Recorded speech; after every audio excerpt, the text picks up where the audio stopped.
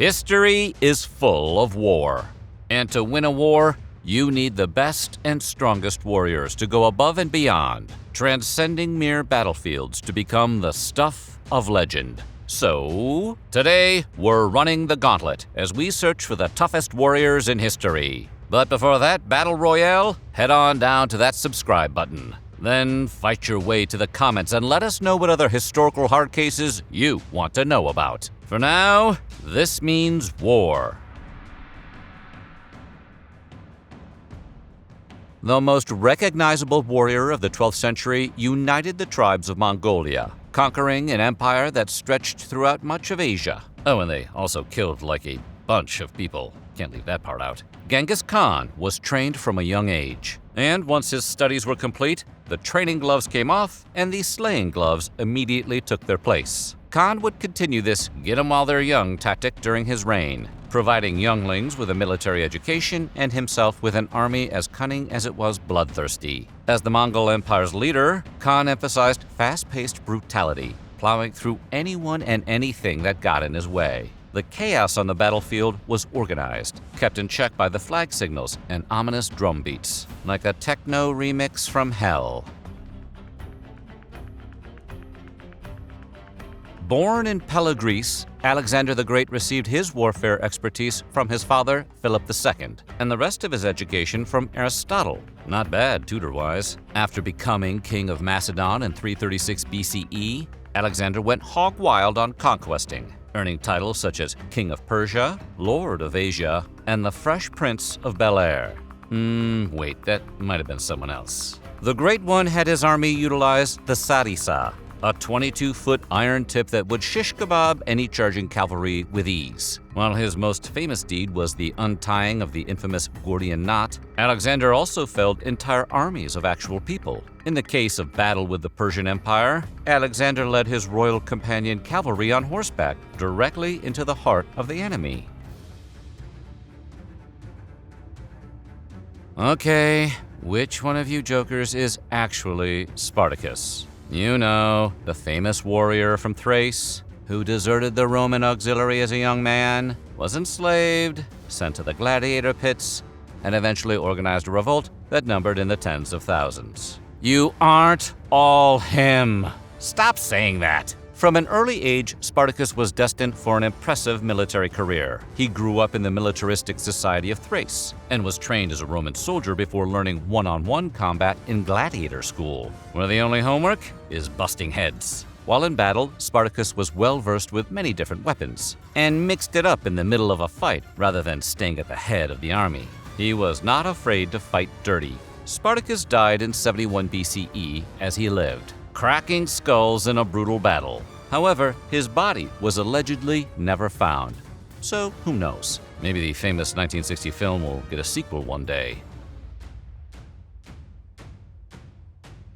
The Battle of Thermopylae was a big deal when it occurred in 480 BCE, but perhaps a bigger deal in 2007 when it was depicted in the big-budget Hollywood film 300. The subject of both is King Leonidas of Sparta, who led his people through a bloody 10-year reign to halt the Persian invasion of ancient Greece, losing his life in the process. From an early age, Leonidas was taught combat skills, discipline, and how to command the Spartans' tactical trademark, a tight formation of troops protected by a wall of shields, like a giant spiky turtle slowly inching its way towards your front lines. So while Leonidas alone was a formidable fighter, his real power was in numbers. Crowding together with your buds to create an impenetrable shell made of shields may sound like madness, but this isn't madness. This is Sparta.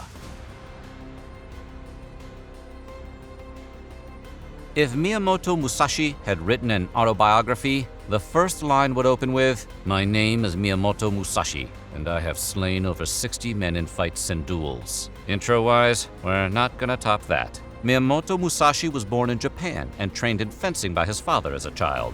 The extraordinary swordsman and renowned artist took his first life at the age of 13, a period when most of us were picking up Pokemon cards. After that, he basically became a self-taught battler and lived the rest of his life as a ronin, a samurai without a master nor clan. A loner, Dottie. A rebel.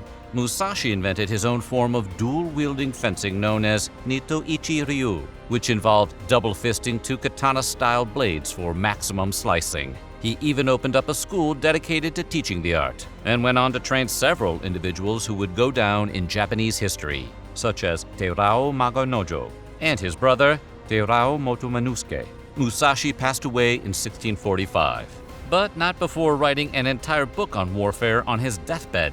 Geez, you're not going to find us doing anything on our deathbeds except bawling out on DoorDash. Born in Tikrit, Iraq, Saladin was mentored in both combat and strategy by brilliant military minds like Nur el-Dini and his uncle Shaka. These lessons followed the wise Saladin throughout his life, allowing him a clear and cool head. He would avoid violence when possible, which helped secure victories over the Franks in Jerusalem and during potential road rage incidents. But the even-tempered Saladin could be brutal when the situation called for it. His weapon of choice was a scimitar, and with it he engaged in his fair share of executions, even said to have personally beheaded a notorious French crusader. He also had a remarkable willingness to put himself in danger, charging into battle without thought or care for his own life. It made him a fearsome warrior, but a less than desirable raid partner in World of Warcraft. While fighting Richard the Lionheart in the Third Crusade, Saladin was forced to a draw after being overwhelmed by Richard's forces. This opened up a truce between England and Saladin's army, and would be the last time Saladin saw a battle. He passed away a year later with almost no possessions, after having given his riches away to the poor. Hey, you can't take it with you.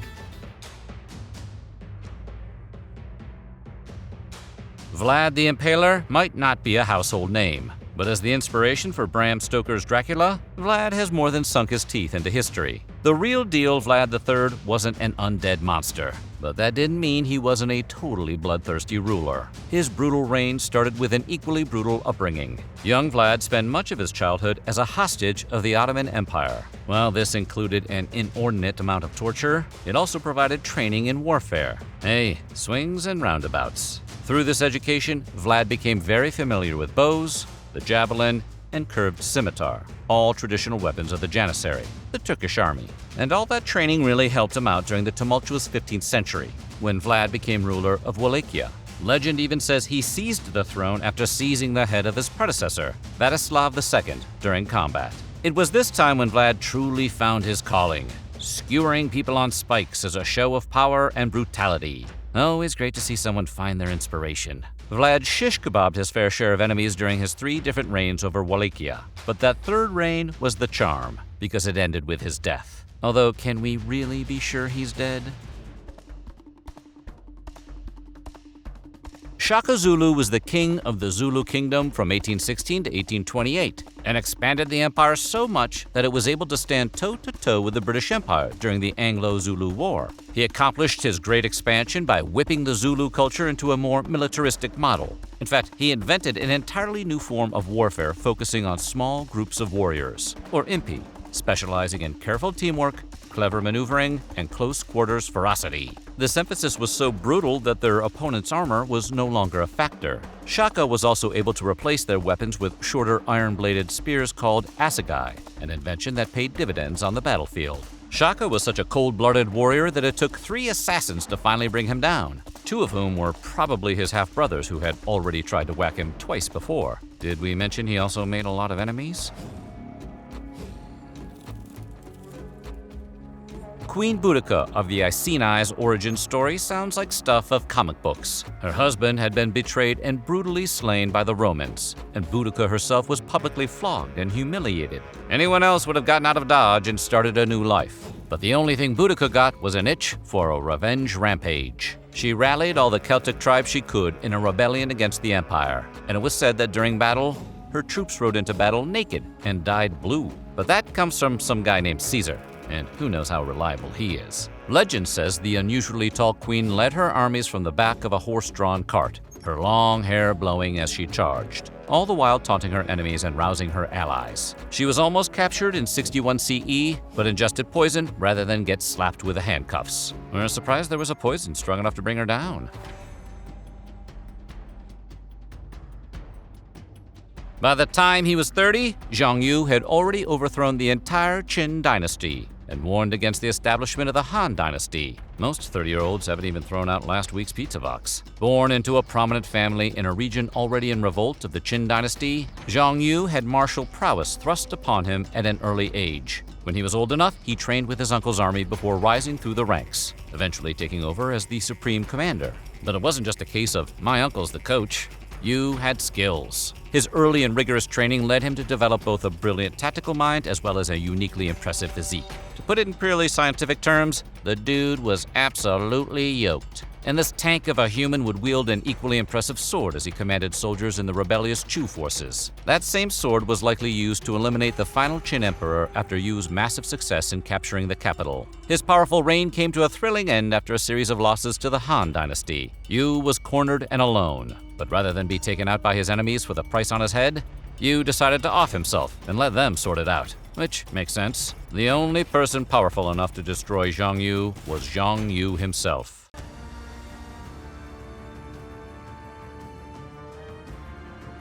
Marcus Claudius Marcellus was known as the Sword of Rome, a title which he had to earn the hard way as a vital leader in both the Punic Wars and the Gallic War. Little is known about his early life, but someone who would eventually rise to Marcellus's prominence must have had access to proper schooling and military training. His early military success would also presume he was pretty darn good at hand-to-hand combat. After all, this is the guy who challenged Viridomarus of Insubria to a one-on-one duel and won. And we don't have to tell you what a big deal that was. Oh, wait, do we? Well, it was a big deal. With a gladius on his hip and a scutum shield for protection, Marcellus was the kind of Roman who was comfortable leading from the front lines as well as in close-quarters skirmishes. You would have picked him first in kickball, is what we're saying.